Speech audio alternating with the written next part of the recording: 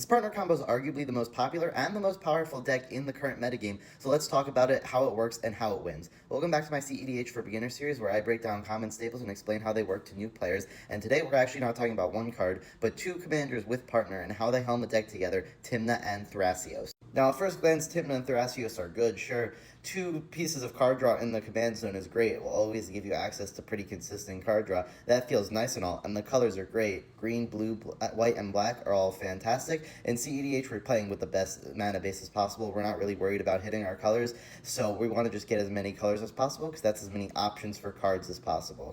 And honestly, not to diss on red or anything, but unless you're in a specific strategy that wants it for a very generic deck like this one, red only really offers two things without Dockside. Jeska's Will, which is good but doesn't make or break the game, and Underworld Breach, which is a fantastic win con, but this deck has other options that we'll get into in a minute. Now, to talk about this deck, I have to explain Turbo, Midrange, and Stacks. Those are the three kinds of decks. In other formats or even other TCGs, they would be known as Aggro, Midrange, and Control. Same thing, different names. Turbo tries to win really fast, quickly, before anyone else has set up their own win or a way to stop them. Stacks, which honestly doesn't see a lot of play right now, is trying to lock down the game, play stacks, pieces that stop people from winning, and Midrange plays the middle of that too.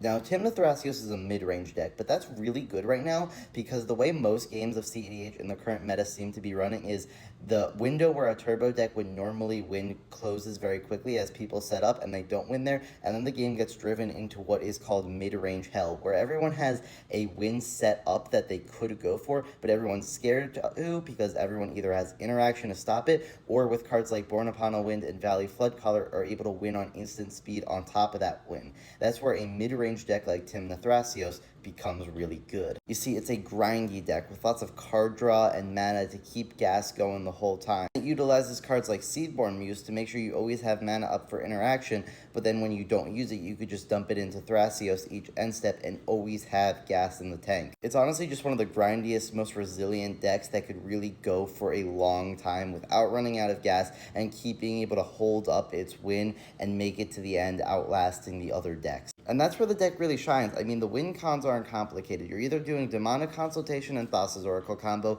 or you're doing a Devoted Druid line to then make infinite mana and dump it into Thrasios. By the way, I have videos up already explaining both of those. Tymna Thrasios isn't doing anything that special. They're just playing generically good cards, a couple good win cons, but then being able to grind out for the long haul and make it through long games and be able to outlast the rest of the table because they're a deck that's not going to run out of gas when others do. But let me know your thoughts in the comments. What do you think of this deck, and what cards do you want to see me cover next? And don't forget to follow.